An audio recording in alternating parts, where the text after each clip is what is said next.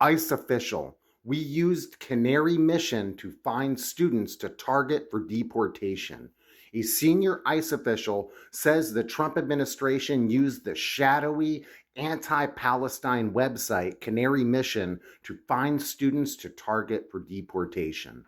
Canary Mission demonizes and criminalizes pro-Palestinian activism on campuses by collecting student activist information and doxing them on their website, while Canary Mission does not reveal who runs or who funds it. And the government is using this company's information to crack down on pro-Palestinian student activists. Many of the names, or even most of the names, came from that website. But we were getting names and leads from many different websites, he continued. Numerous news agencies have investigated who funds and who runs Canary Mission. Please look into those articles.